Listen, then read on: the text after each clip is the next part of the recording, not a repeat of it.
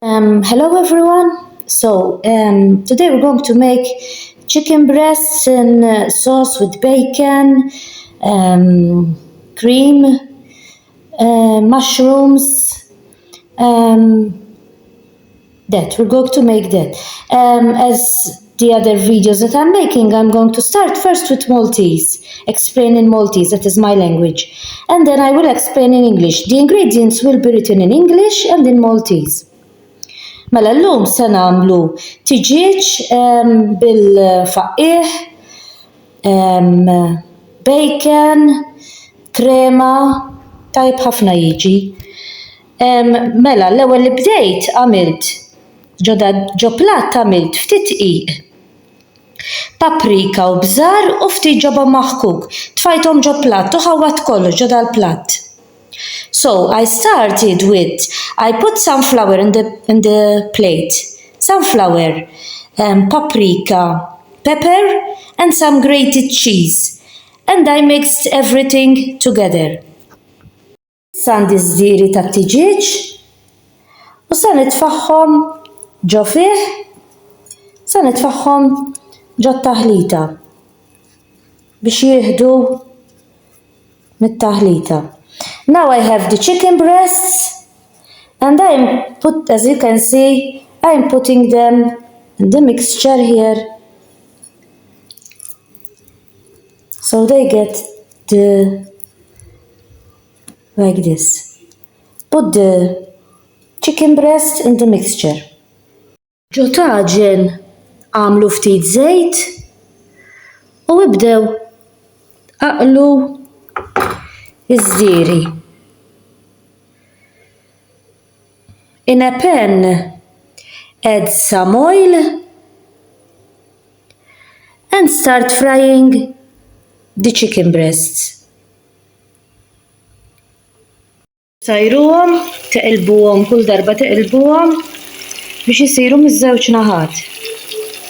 Continue cooking, turning them around on the other side so they cook on both sides, and you leave them to cook well.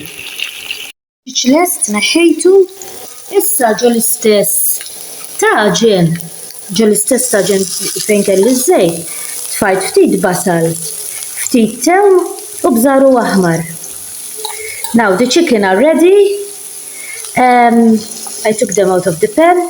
Now in the same pan where I cooked the chicken, I added some onions, garlic, and some red peppers, and leave them to cook. Żidt ftit faqqiegħ, ikompli jsir mal-basal bżar aħmar. I added some mushrooms, ftit bacon, u kelli ftit perżu tqattajtu wkoll. I added some bacon and some ham that I had. Fajt ftit krema tat-tisjir. I added some cooking cream and continue to cook. Ftit ġobon tal-ħakk. I added some grated cheese and mix everything. Żidt ftit bżar u ftit paprika.